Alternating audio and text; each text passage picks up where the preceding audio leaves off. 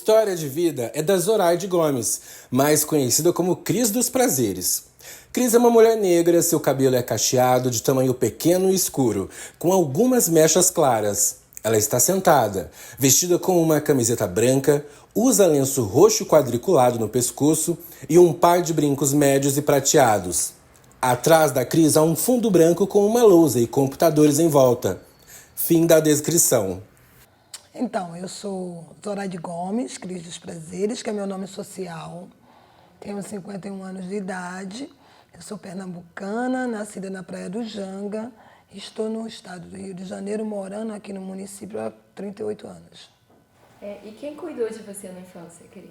Eu mesma, amiga. Desde sempre, eu sempre cuidei de mim. Então, as minhas memórias, eu acho que até meus 7 anos eu resolvi apagar. E depois eu resolvi olhar para as que tinha ainda com muito carinho, com muito amor para mim mesma. E como foi esse processo de mudança para o Rio de Janeiro? Foi caótico, eu estava fugindo. Fugindo da violência, fugindo da escassez, da pobreza. Então, bolei um plano e meti o pé.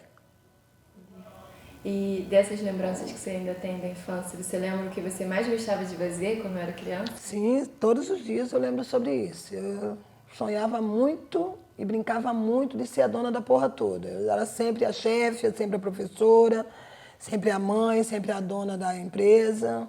Sempre fui sonhadora nesse sentido de dizer, se eu não me construo nos meus sonhos, a pessoa que eu quero ser, eu nunca serei. Então, eu sempre fui muito líder desde a minha infância. Então, brincar para mim era brincar de mandar nas pessoas, de organizar coisas, de delegar coisas.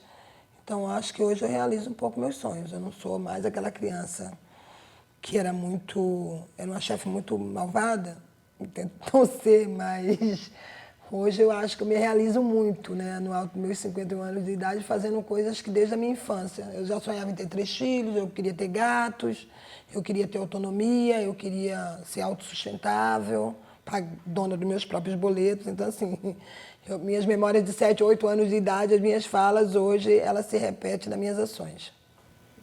E você tem irmãos? Muitos, nem sei quantos, mas fui criada com 6. Minha mãe teve vários, eu não sei quantos, mas eu ouvi dizer que ela deu um bocado dos meus irmãos por aí. Deve ter vários irmãos espalhados pelo mundo. E você é casada? Não, querida, não. Nunca casei. A minha identidade está solteira. Eu construí uma certa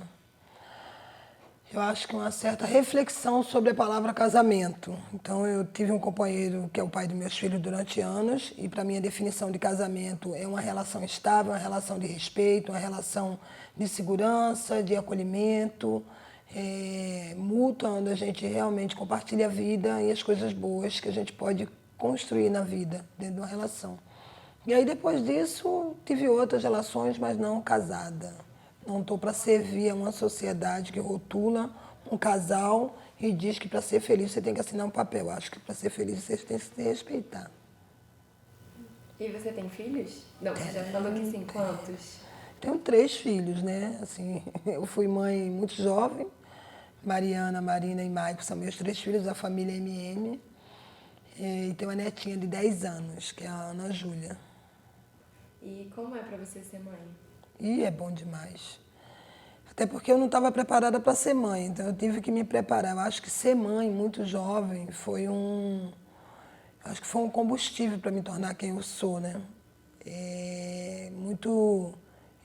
Eu sempre tive uma mente muito revoltada, um tanto anarquista demais. Então, revoltada mesmo contra tudo e todos, porque eu não entendia o comportamento da sociedade. Então, quando eu olhei para meus filhos, eu falei, se eu não construir esse mundo que ninguém se preocupou em construir para que eu vivesse, e eu preciso construir para que meus filhos vivam, e com isso eu posso beneficiar muitas outras gerações, como os meus, eu acho que me mudou completamente. Mudou meu olhar sobre a educação, meu olhar sobre o comportamento do outro. Eu não tenho que me comportar ou me revoltar com o comportamento do outro. Eu tenho que cuidar do meu comportamento para que não seja um comportamento de um revoltado, de uma revoltada. Então, eu acho que foi um grande gatilho, assim, foi quando a Mariana, minha filha mais velha, nasceu, e eu comecei a olhar para aquela criança no lugar de uma mãe, no lugar de uma responsabilidade, no lugar de uma protetora. Uma mãe que eu não tive, eu acho que o acolhimento que eu não tive, eu sempre construí dentro de mim, que eu tinha por obrigação materna, fazer. Então, eu acho que foi meu grande giro, foi quando eu tive minha primeira filha. E daí para frente eu continuei, né? Porque passa pela infância, passa pela adolescência e passa pela fase adulta. E aí a gente nunca vai deixar de ser mãe. A mulher que é mãe nunca vai deixar de ser mãe. Então ela precisa se reconstruir todos os dias para continuar sendo a mãe dessa geração que se renova todos os dias. Então hoje, aos meus 51 anos de idade, eu tenho 3 filhos, todos jovens, e uma netinha de 10 anos de idade, que eu preciso entender também a geração dela, que não é nem a minha, nem a dos meus filhos. Então, eu acho que no lugar materno, você se reconstrói e se constrói todos os dias. Agora, voltando um pouquinho à sua infância, como que foi a sua experiência na escola? Terrível. Muito ruim. As minhas memórias de infância na educação foram muito difíceis, porque eu tinha muitas questões da minha casa que me causavam muita dor. Lembrança da escola, para mim, durante, acho que mais de 20 anos da minha vida, foram memórias muito traumáticas. Eu sofri muita violência na infância e também sofria muita violência na escola. Por conta da violência da família, né, dessa coisa da família, eu era gaga, eu tinha dificuldade de foco, ainda tenho, né? Era muito violenta também, porque eu acredito que toda criança que sofre violenta, que tem pai e mãe que espanca, ele espanca os alunos, ele quer espancar a professora. Então, durante muitos anos, a escola não foi um lugar bom na minha infância. Então, eu cresci com isso na minha cabeça. A escola não é um lugar bom, porque ninguém me entendia, as pessoas nunca perguntou por que eu me comportava daquele jeito. E eu batia em geral. Eu era o terror, eu queria ser do jeito que eu era, porque eu queria que alguém me notasse.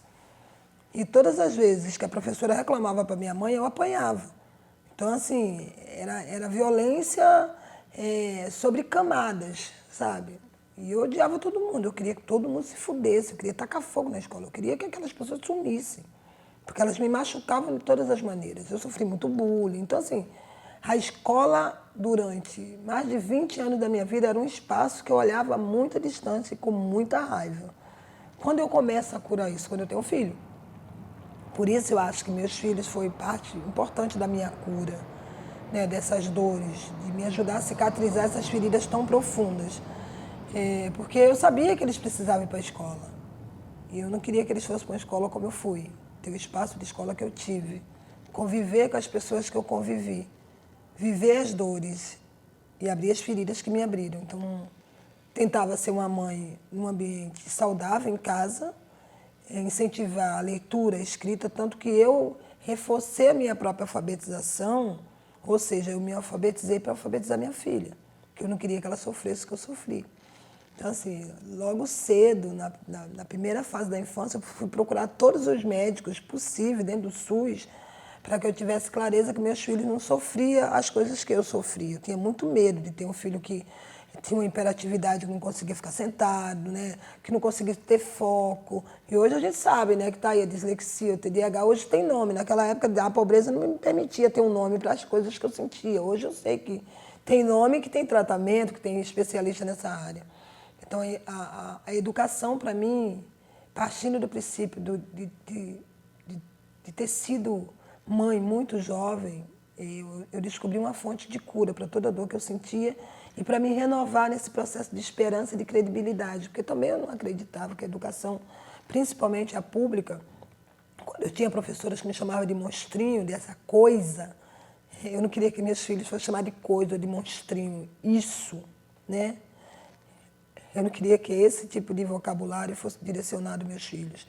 Então, eu fui para a escola dos meus filhos ser voluntária. Eu fui para dentro da escola dos meus filhos ser mãe representante. Eu fui entender o sistema escolar por dentro da sua estrutura, partindo da gestão, diretora adjunto, coordenador pedagógico, professores. Eu convivi muitos anos dentro da escola e isso também me ajudou a curar todas as dores que eu tinha lá armazenado na minha infância.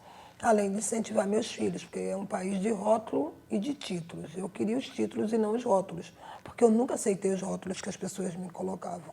Então, eu queria muito que meus filhos alcançassem esse lugar de se apaixonar pela educação e que isso me ajudasse também a resgatar essa paixão que eu tinha perdido ainda na infância. E você chegou a fazer algum curso depois da escola? E eu tenho um amontoado de cursos. Eu só não me adapto hoje a uma sala de aula como aluna. Isso é algo que eu estou tratando na minha terapia. Mas eu concluí o ensino médio a duras penas, estudando sozinha em casa, acordando às 4 da manhã, estudando até às 7. Fui, fiz a prova, passei. E antes disso, eu comecei a ir para outras salas de aula. Então, eu estudo de tudo um pouco, sei falar muito de muitas coisas, porque eu tenho conhecimento e não informação. Então, ler tese de mestrado, de doutorado, e entender que o processo do conhecimento é uma busca diária, partindo de cada um de nós, não é a escola. Na minha percepção, a escola, a universidade, ela é uma grande transmissora de conhecimento. Ela não pode impor o conhecimento, ela não pode dar só uma informação superficial. Então, eu construí ao longo da minha vida e desconstruí muitos mitos sobre educação, sobre formação, sobre graduação, sobre pós-graduação, mestrado e doutorado, porque eu convivo com pessoas que alcançaram esses títulos, mas não a sua humanidade, muito menos conhecimento para praticar. Fica na casa da teoria. E na sua adolescência, você gostava de sair com seus amigos? Não, nunca gostei. Nunca foi de sair? Eu saio, mas não... Eu tenho uma mente que pensa diferente, tem um propósito, tem um plano diário na minha vida, tem meta diária na minha vida. Então, eu nunca vou desperdiçar o tempo, mesmo quando eu não estou fazendo nada, absolutamente nada. Em algum momento aqui dentro de mim tem um registro que naquele momento eu não preciso fazer nada. Estou descansando corpo e mente, eu sou muito eu mesma. Eu aprendi a viver comigo. Então, eu aprendi que desde os meus 12, 13 anos, há uma diferença muito clara. Eu não sofro de solidão, eu escolho a solitude porque eu sempre fui muito de pessoas, muito de me envolver, de diálogo, de escuta. Então, sempre na hora de me divertir, eu prefiro não estar com muitas pessoas. Eu gosto de me divertir. Eu posso ir ao cinema sozinha, ao teatro sozinha, praia sozinha, caminhar sozinha, porque eu estou comigo. E, para mim, a minha própria companhia sempre foi a melhor do mundo. E você lembra de alguma aventura que você viveu na adolescência? Ah, muitas. Você tem que dar um título para essa aventura. Qual delas foi mais empolgante? Alguma que se destaque? Uma aventura na adolescência. Acho que é uma aventura boa. Sei lá, fazer escalada. Uma aventura boa. Primeira vez que eu escalei foi bem interessante. Agora, falando de trabalho, você lembra como foi seu primeiro trabalho? Em que sentido? Qual era e o que você achava dele? Porque para mim, assim, acho que desde de muito pequena eu sempre trabalhei muito. Então, assim, o meu primeiro trabalho eu não tenho um título para ele, porque assim, eu aproveito o momento e tudo que está acontecendo. Para ser mais objetiva, eu vou à praia. Sei lá, uns 10, 11 anos de idade. E aí eu estou na praia lá, eu com meu eu. E aí eu encontro um pescador puxando uma rede de pesca. Eu sei que ele não vai pegar tudo que vem naquela rede. Então, naquele momento, parece que acende uma luzinha, olha para dentro de casa, olha para os vizinhos. Então, se aquele pescador, tudo que ele deixar ali, eu posso levar para casa, eu posso vender. Então, naquele momento, o meu passeio para a praia vira uma ação de verdade, onde eu vou não só me ajudar, mas ajudar outras pessoas.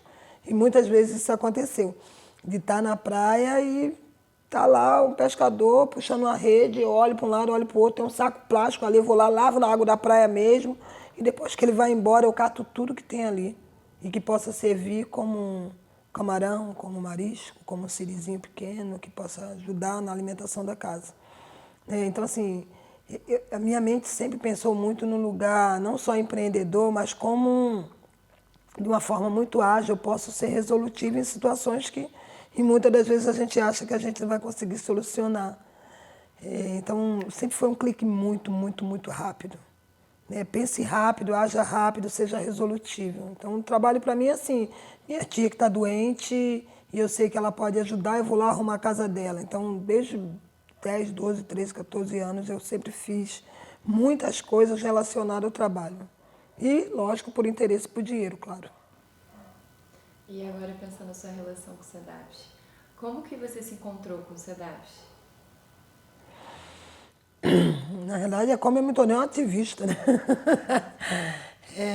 Eu acho que lá em 1992, um pouco antes, eu já estava muito inquieta, assim, né? Meus filhos crescendo no Morro dos Prazeres, minhas vizinhas, esse barulho, essa coisa que é muito próxima, é muito amor, é muito companheirismo, ao mesmo tempo é tudo tão distante, onde as pessoas não estão se importando se você está dormindo, se você está acordado, se ele quiser escutar um forró bem alto, ele vai, o outro vai no funk, o outro vai no reggae.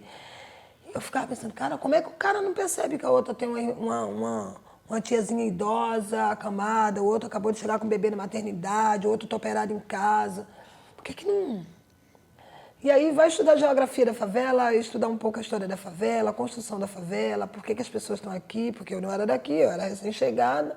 E eu queria pensar um pouco como construir um mundo melhor para mim, para meus filhos e para todas as pessoas que quisessem comungar esse mundo comigo.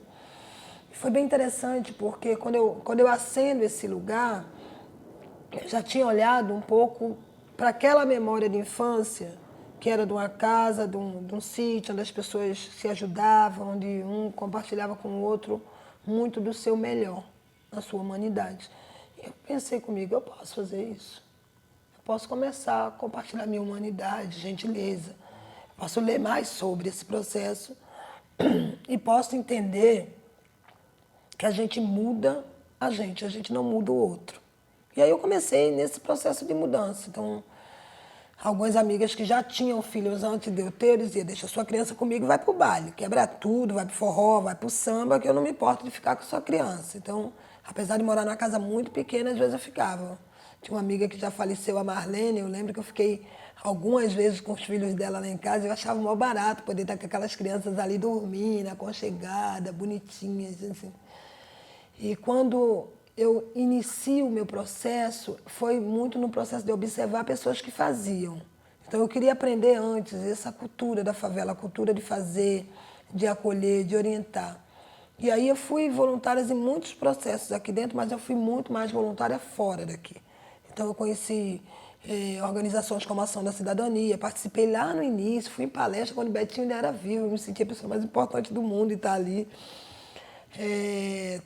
Fiz muitos cursos aos sábados, participei de muitas ações, fui voluntária em ação para ajudar pessoas em situação de rua.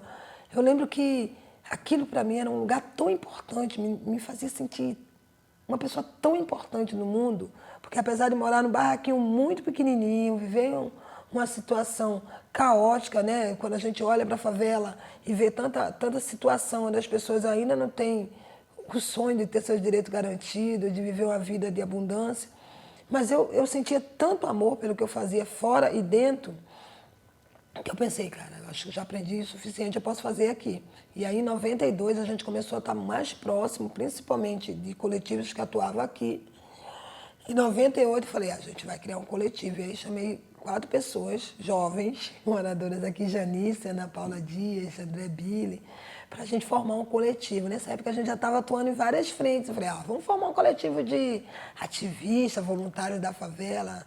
A gente sempre tem tantas pessoas de fora que vêm ser voluntário aqui, por que não a gente mesmo ser voluntário do nosso próprio território? E aí super deu certo, a gente ficou estudando aí uns 6 meses qual seria o nome do coletivo, a gente colocou PROA, que significa Prevenção Realizada com Organização e Amor.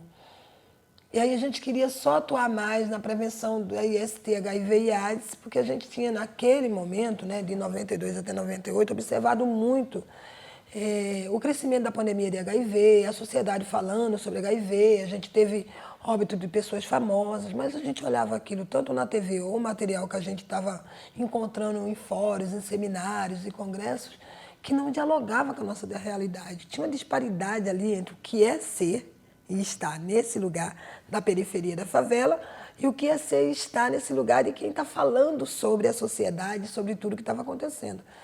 Aí eu, crisinha, já comecei a tretar na minha mente e dizer, cara, esses caras não estão falando para a população, eles estão falando para uma parcela muito pequena dessa população que entende esse dialeto tecniquez que parece que o cara dorme e acorda com a porra do dicionário para falar bonito e para impressionar sei lá quem. Mas, de verdade, todo esse conhecimento ele precisa ser traduzido para uma linguagem onde a população, que é a grande massa desse país, entenda. Bingo. Vamos trabalhar nisso. E a gente começava estudando assim, era muito bonitinho. Fomos catar folha, a gente ia nos seminários, nos fóruns, a gente vinha com bolsas e bolsas de materiais, né? Tudo que era livro, folder, cartazes. A gente tinha uma sala que tinha um rodapé assim, de cartazes no teto, né? Porque uma das temáticas é usar o poder das palavras. A gente tinha acordado que a gente ia usar muitas palavras positivas, porque, na realidade, a mídia e a sociedade já bombardeia a gente de negatividade, e que a gente ia trabalhar com informação das pessoas que tivessem que levantar o olhar para buscar. Eu não sei como a gente inventou isso, mas tinha muito sentido e tem até hoje, né? Quando as pessoas estão só na direção dos olhos, muitas das vezes, se tiver muita informação, ela se perde, mas quando ela tem que fazer um esforço, ela foca onde ela está jogando esforço. Vamos estudar um pouquinho de neurociência, neurotecnologia, neuropsicologia. A gente estudou um pouco de cada coisa no universo da loucura do ser humano para entender o que ia fazer sentido nas nossas ações. E aí a gente cria um núcleo comunitário de prevenção de IST, HIV e AIDS como uma porta de entrada para que o morador do território pudesse se aproximar mais das informações que a gente naquele momento estava traduzindo. Então, assim, a gente fez um núcleo de tradução dessa linguagem técnica para entrar no enfrentamento da epidemia de HIV, que era muito crescente naquela época. E também desmistificando algumas ações muito tóxicas, né? Até porque, assim, o profissional do sexo, o travesti, tudo chegava muito conturbado aqui dentro. Então, a gente queria, na realidade, fazer uma tradução onde todos os públicos se incluíssem em todas as discussões que estavam acontecendo na sociedade, mas também se sentindo parte dela. E tivesse menos medo de fazer parte desses grupos de discussão. Então, a gente era meio que os caras que iam na linha de frente e achava todo mundo para ir junto. A Janice é a líder da revolta, né? E era muito engraçado, porque a gente ia para alguns seminários de mulão mesmo, vamos formar um grupo e vamos. A gente vai entrar muro e sair calado, mas a gente vai fazer a nossa tradução aqui interna. E a gente também começou a observar o quanto as unidades de saúde tinham dificuldade de acolher as pessoas da comunidade.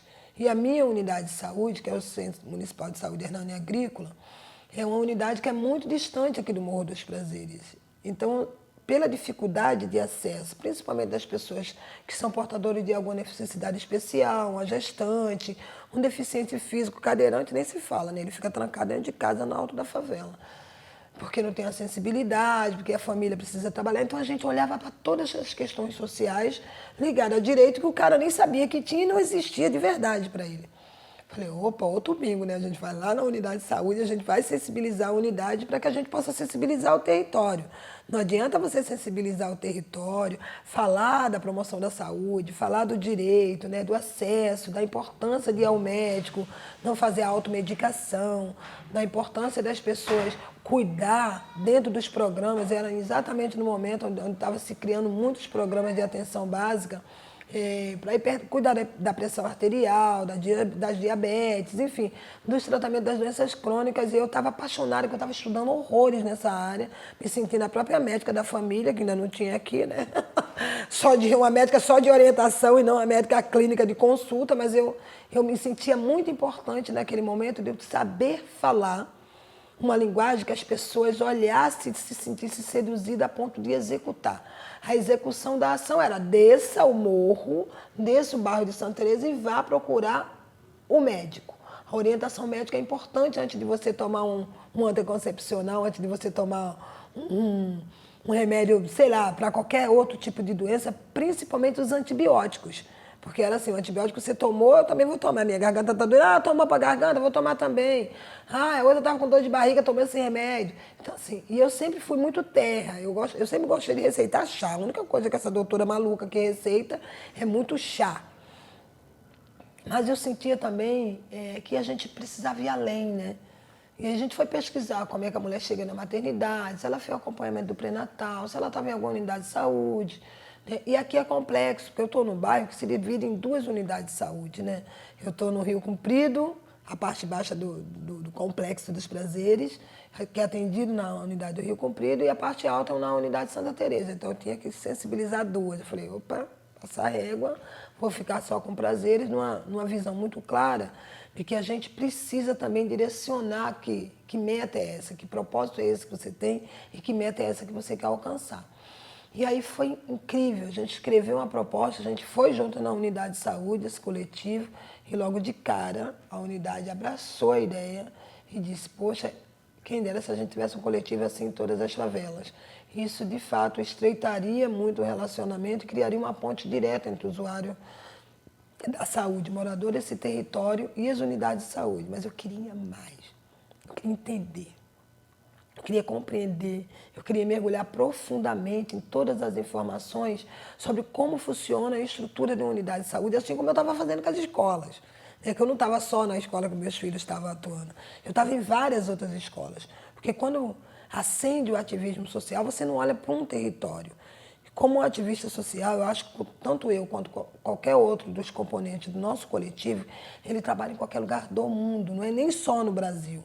Porque você está olhando a perspectiva do humano, você está olhando a perspectiva do direito, do acesso, né, do comportamento, das metodologias que você pode criar. Então, a minha mente já tinha expandido o suficiente para entender que humanizar e sensibilizar as unidades de saúde é uma meta do Grupo Proa. Bingo!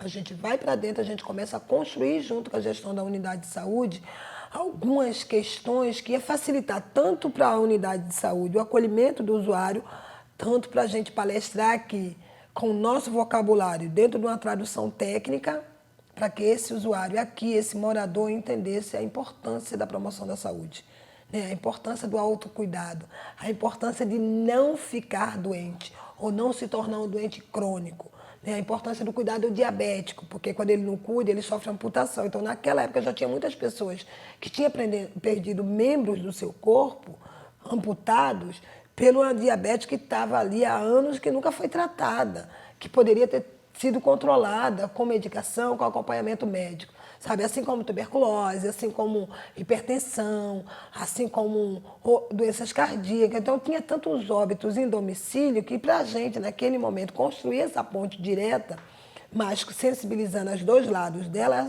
era fundamental para ter sucesso. E aí foi incrível.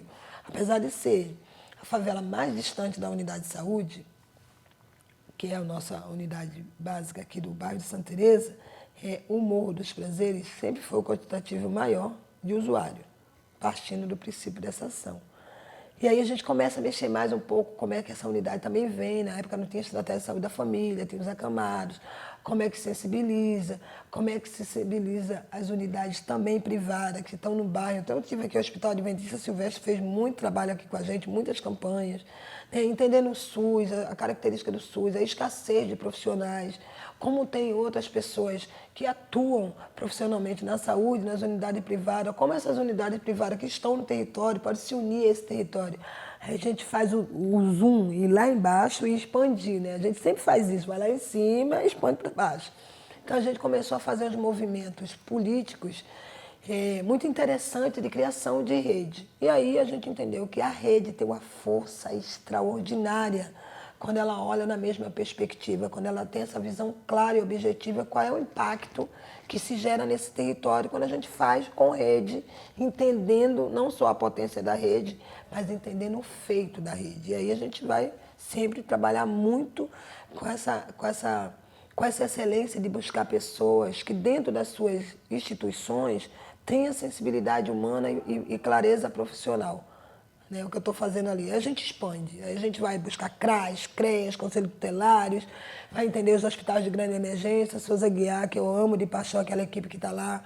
E aí a gente vai para dentro do Conselho Distrital de Saúde, entender o Conselho Municipal, o Conselho Estadual, vai para as conferências, vai entender também outros públicos como idosos, crianças com necessidade especial, grupos LGBTQIA+. Então, assim, a gente vai pulverizando um pouco o nosso desejo de construir essa base de conhecimento e expandir de dentro para dentro e de dentro para fora. E trazer o de fora, mudando a lente. Que eu acho que muitas pessoas que me conhecem falam assim, quando você está falando, eu entendo. E a ideia, desde lá de 92, sempre foi criar uma metodologia de diálogo com vocabulário que permeia a cidade, que permeia a sociedade, e não numa cidade partida, e não no território rotulado por uma parcela minúscula que diz que ali as pessoas não entendem. Então, se fazer entender e entender que o outro está te entendendo sempre foi uma meta. Então, a gente também foi buscar abrir esse universo da educação para receber a universidade, para falar com grandes mestres, para entender esses mestres, porque parece que o cara está lá em cima do pedestal, balançar mesmo, fazer o cara descer e fazer uma escuta, né? Porque como a gente estava muito quente nessa coisa da saúde, na promoção da saúde, a gente entendeu que promoção de saúde, para a gente, que era leigo no assunto, era um universo muito vasto, onde a gente precisava estudar muito, buscar muito conhecimento, porque promoção de saúde é desenvolver seres humanos saudáveis. E aí você passa pela saúde, pela educação, pela assistência, pela cultura, pelo esporte, pelo lazer, pelo direito à cidade, pelo acesso à cidade, que não é pensada para uma população pobre. Vamos combinar, né, que quando você passeia na Zona Sul e na Zona Norte, você tem uma diferença extraordinária dentro da mesma espaço chamado Estado do Rio de Janeiro. Então, isso já era um lugar de provocação pessoal e coletiva aqui para a gente. E como que você acha que contribuiu para o CEDAPS na construção desses 30 anos? Quando o CEDAPS chega, eu lembro que foi a Ana Paula, a menina que trabalhou lá, ela estava visitando territórios. E ela chegou, o Grupo PRO já estava montado, a gente já estava atuando, já tinha lá o banco de preservativos, já tinha a agenda de acolhimento, a gente... É assim, prevenção organizada com organização e amor, né? Prevenção realizada com organização e amor, né? E assim, de realização a gente estava bombando, a gente estava na moda, né? Surfando no topo da onda. E quando ela chegou nesse dia, assim, tinha um rodapé em cima, que ela ficou assim. Aí tinha sobre tuberculose, sobre amamentação, sobre, diga não, a violência contra a mulher. Então era no momento onde a gente estava trazendo tudo que estava sendo discutido na sociedade. Ela olhou, já tinha um banco de preservativo, porque uma das características da unidade de saúde era ser parceiro para fazer o preservativo chegar na comunidade. Tinha alguns cartazes, folhas em cima da mesa para as pessoas acessar informação, e ela chegou lindamente, falou: oi, boa tarde, eu sou Ana Paula, eu tô visitando território. Ela olhou e falou: uau. Falei, quando ela começou a contar esse CEDAPS, eu falei: uau. Então, assim, deu match na hora. E eu lembro que as primeiras reuniões do CEDAPS, eu não lembro o ano, e aí tem mais de 20, né? Foi interessante, porque dialogava exatamente com o nosso desejo desse coletivo, né? Tinha muita sinergia. E uma das primeiras ações que a gente participou, que marcou muito a nossa história com o CEDAPS, foi um seminário em Rio Bonito. Era a primeira imersão que a gente estava fazendo, né? Construção compartilhada de soluções locais, uma coisa assim. A primeira vez que eu estava ouvindo sobre essa metodologia, que tinha muito a ver com a metodologia que a gente tinha criado aqui de uma forma muito, eu acho que tecnicamente muito positiva, né? Já que você está tirando a tua própria fonte de conhecimento e unindo a outras fontes.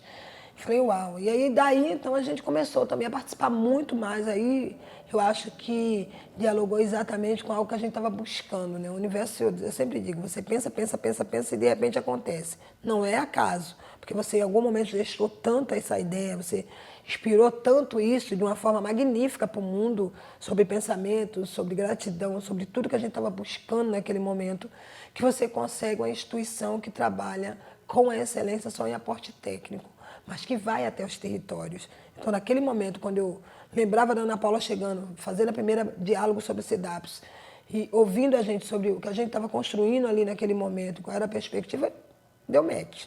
Então, a gente, como coletivo, a gente, durante mais de 2 décadas e meia, o CEDAPS acho que fez 30 anos agora. Quando eu conheci, eu acho que deveria ter ali uns 4 ou 5 anos, ainda era muito recente, mas já era uma instituição com muito compromisso, que eu acho que quando você encontra instituições comprometidas, não só com a sua essência e por que ela foi criada, mas para quê, né? Tem um porquê, o para quê, então ali a gente entendia logo de cara. Aí foi lindo, assim, foi não, é lindo, né? A gente tem um camalhaço de muitos certificados de formação em diferentes áreas, graças a toda a atuação que o CEDAPS tem aqui com a gente. A gente aprendeu a andar com medo. O medo é importante, mas que a gente precisa dosar uma dose cavalar de coragem para o que a gente faz. Então, assim, Foram muitas qualificações em muitas áreas, muitas oportunidades, está em muitos espaços de construção, de discussão, de ferramentas, de metodologias. E a gente continua junto e vai continuar enquanto a gente existir, né? Porque quando a gente existe com propósito, por quê e para quê, a gente se une e continua fazendo. E você percebe alguma mudança em você desde que você entrou no SEDAPS até agora? Eu percebo uma mudança em mim desde que eu entrei no CEDAPS. Logicamente, eu estou mais doida do que eu era antes, muito mais louca, obcecada para construir algo novo todos os dias. Mas eu me construo com todos. Como é uma rede, eu acho que cada uma das instituições pela qual eu compartilho a minha vida, meus sonhos, os meus desejos, é um fragmento importante da minha construção de mim mesma. Eu acho que a minha mudança, ela se dá por diferentes sentidos, assim, né? 51 anos de idade, como quando você tem 20, você chegou a 50 igual. Não tem como ser igual. Mas eu acho que, principalmente nesse lugar de compreender melhor o que é impacto, sabe? O que é impacto social, o que é projetos. A gente teve muitas discussões calorosas, quentes, de construção, de entendimento. E eu sempre fui uma pessoa muito do embate. Eu vou para o conflito porque eu gosto de pessoas que pensam diferente de mim. E ao final dele a gente construiu algo incrível. Eu sou uma pessoa de inovação, eu sou uma criadora de metodologia, assim como o SEDAPS. Então, quando a gente cresce, a gente realmente consegue visualizar que a gente cresceu juntos. E quando eu olho para a Kátia, para Socorro, para a Wanda, eu vejo ali mulheres que eu conhecia 20 e tantos anos atrás. Isso é magnífico. Então, o meu crescimento tem muito a ver com o crescimento delas e vice-versa. Então, quando você olha para a outra, principalmente a mulher, com admiração, porque a gente tem um poder muito incrível de contaminar o outro com coisas boas. E ali eu acho que é uma casa de crescimento muito nesse lugar do que de verdade é a promoção da saúde no Brasil, de que verdade é todas as discussões de um SUS que é nosso. Então, quando eu cresço, eu acho que eu cresço muito tecnicamente. Se eu hoje tenho condição de assumir a posição que eu ocupo, é porque eu também tive aquela casa como uma casa de conhecimento que compartilhou comigo, tanto individualmente quanto dentro do meu coletivo. E tem algum momento nessa história de 20 anos que te marca, assim? Vários. Muitos. Você tá em seminários fora daqui, do Rio de Janeiro, representando a comunidade dos prazeres, falando um pouco de toda a expertise que a gente desenvolvia aqui, da transformação dos nossos moradores, de como a gente viu o comportamento mudando, sabe? A ousadia de falar sobre temas que, para muitas pessoas, é tabu falar na comunidade sobre uso e abuso de droga. Não, é aqui que a gente tem que falar também, não se fala lá fora. Por que não aqui? Né? Falar sobre diminuição de violência contra mulheres, olhando para os homens e dialogando com os homens. Entender a concepção da gravidez na adolescência e ter workshops onde as meninas saíram dali saltitante como cardeirinho, pulando beco e viela, entendendo muito melhor que o ato sexual é um ato de amor e que pode ser feito com prevenção de uma gravidez, não precisa fazer o sexo, fazer o filho junto. Então a gente teve momentos aqui, eu posso listar, sei lá, 5 mil, 10 mil, 30 mil, porque cada momento foi um momento muito especial que marcou muito a nossa trajetória. Então, qual seria o legado do SEDAPS na sua vida? Acho que o legado do SEDAPS na minha vida é um legado. Eu acho que é não só dar espaço para essa construção, mas também celebrar essa construção de uma ativista muito mais segura, muito tecnicamente competente hoje, e parte dessa competência eu aprendi ali. Sabe? Acho que o grande legado é a própria formação de uma ativista social, numa técnica em ativismo social, em negócio de impacto social, enfim, por aí. Não sei como tu vai definir. Enxerga um pouquinho pra cá, por favor. Agora tá acabando. E o seu legado no SEDAPS? Aí tu tem que perguntar pro SEDAPS, né, cara? Mas ali eu acho que É porque eu sempre separo muito claramente a relação humana. Eu não sou muito amiga das pessoas quando eu trabalho com elas, tá? Quando eu trabalho com elas, eu sou colaboradora de um trabalho que a gente está fazendo conjuntamente. Mas, de certa forma, ali a gente acabou criando laços importantes de amizade, de uma forma humana, de uma forma feminina, muito respeitável. Então, assim, eu acho que esse legado é olhar e saber que são profissionais que praticam muito bem a área técnica, mas nunca perdeu a essência humana e esse valor maior, que são as relações humanas. E desses profissionais, na maior parte mulheres, tem algumas que te marcaram, assim? Não posso falar sobre isso para deixar ciúme, né? Mas claro que sempre tem alguém que chama mais, acende mais o coração do que outros. Mas de certa forma todas têm um cantinho reservado aqui no coração da Cris dos Prazeres. E Cris, quais os seus planos para o futuro? Ai, tu quer muito, cara. Tô cheio de planos agora, porque o futuro só existe agora, né? Mas eu quero daqui a pouco pendurar minha chuteira, né? Em algum lugar. Não, eu quero pescar, cara. Eu quero ficar na beira da praia não fazendo nada. Não fazer nada também é importante. Eu quero escrever muitos livros. Eu tenho muitas coisas aqui. Então, assim, eu quero falar mais nos lugares onde as pessoas de verdade precisam me ouvir.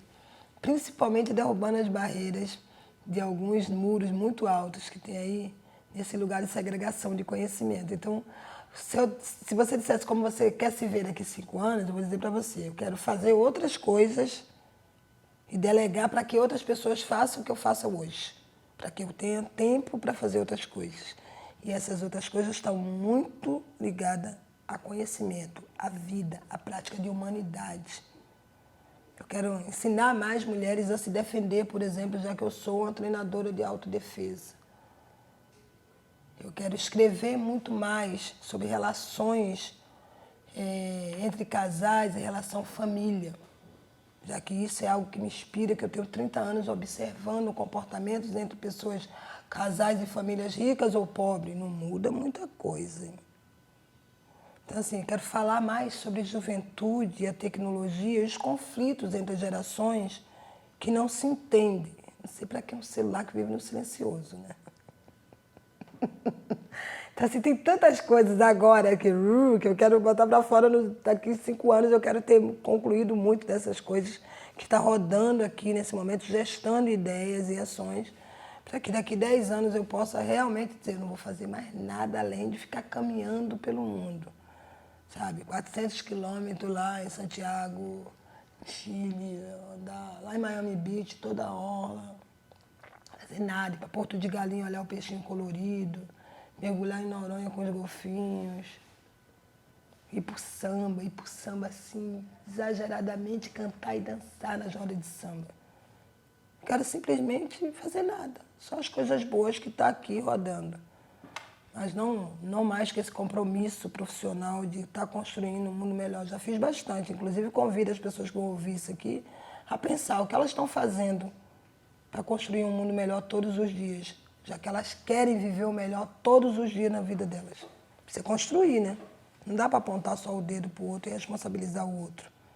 Então, hoje, as minhas práticas profissionais hoje giram 360 em muitos espaços importantes, porque precisa falar com quem delega as coisas importantes que vai acontecer nesse país. Então, a construção de uma cidade não passa só por quem está ali na gestão, passa por todos que usufruem dessa cidade. É muito importante. Eu falo sempre isso para a juventude. Faça uma prática de um voluntariado pelo menos uma vez no ano. Dê 1 hora. Se você gostar, você passa a fazer a cada 6 meses. Se você começar a gostar mais ainda, faça a cada 3 meses. Se você se apaixonar a cada 2 meses, se de verdade isso vai mudar a sua vida, pelo menos a cada 15 dias, dê 1 hora do seu tempo para fazer uma prática de voluntariado em algum lugar que vai te dar prazer e vai te trazer muito conhecimento para a sua vida. A gente, como um país, como um povo, a gente não gosta de doar para o outro a nossa melhor essência. Amor, humanidade, compromisso, gentileza. A gente quer receber o tempo todo do outro.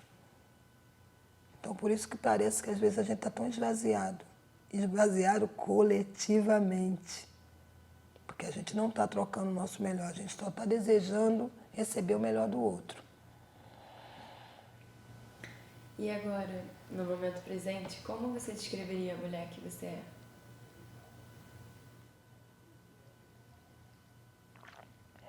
Pergunta interessante, né? Descrever a Dona Cris dos Prazeres hoje. Deixa eu baixar a Dona Zoraide, ela é mais séria.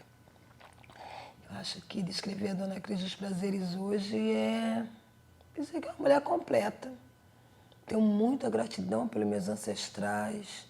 Estou muito conectada comigo, com a minha essência, com o meu melhor. Chego aos 51, gostosa, bonita, formosa, inteligente. Acho que a Dona Zoraide está bem, a Dona Cris dos Prazeres está surfando uma onda muito legal. Acho que durante anos semeou aí muito amor, adubou essa terra chamada mundo, com muito respeito por todas as pessoas. Então, eu acho que hoje eu estou muito bem, no alto dos meus 51 anos de idade, porque eu me sinto uma pessoa muito feliz, muito realizada. E tenho eu cultuo gratidão a cada segundo. Então, as pessoas dizem assim, as desgraças do mundo não te afetam. Em alguns momentos vão me dar um estado de tristeza momentâneo, mas a gente não resolve tudo. Eu acho que me sinto muito realizada pelo que eu já construí até hoje. Então, assim, mãe, vó, companheira, amiga, profissional, gestora. Então, estou bem comigo mesma. Agora, as últimas perguntas. O que você achou de contar a sua história hoje? Eu acho ótimo. As pessoas precisam saber que eu existo. Então, tem muita gente que fala, nossa, como você é mostrada? Eu falei, tem que ser, amiga. Ó, nordestina, negra, favelada, periférica, ativista. Tem que contar, gente. Se não contar, fica invisível. E eu acho que quando eu conto, eu encorajo outras mulheres também a sair dessa invisibilidade ou não se permitir continuar. Então é importante sempre falar sobre mim mesma. Eu prefiro falar muito mais sobre mim do que falar da vida dos outros. Então cada um que fale da sua vida. Entendeu? Tem mais alguma coisa que você gostaria de destacar? Eu acho que olhar para você, olhar para aquela outra mocinha que está ali, é, mais uma vez, dizer para o universo gratidão. Principalmente porque são mulheres, porque são jovens, como é meu time de trabalho, como é meu time aqui, ó, Instituto Precisa Ser, onde eu sou uma das diretoras, Aline Frois, nossa fundadora, cofundadora do Vai na Web. Eu coordeno plataformas hoje que são geridas, gestadas, dirigidas por mulheres. Isso me deixa muito feliz, seja lá dentro do Vai na Web, que é a tecnologia, ou seja aqui, ensinando tecnologia. Quando você chega, você já encontra a Graziele, que está ali, à frente da turma aqui, ou a Carol, que deve estar online lá no Sertão da Paraíba, à frente de uma turma com quase 200 e tantos jovens. Acho que hoje eu me sinto muito, muito feliz e privilegiada por existir e por ver tantas mulheres à frente de trabalhos que dificilmente há 30, 40 anos atrás, o CW vai lembrar disso, era sempre a maioria os homens.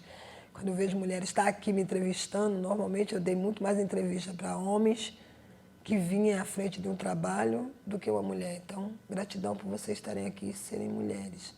Que esteja muito sucesso aí esse trabalho que vocês estão fazendo.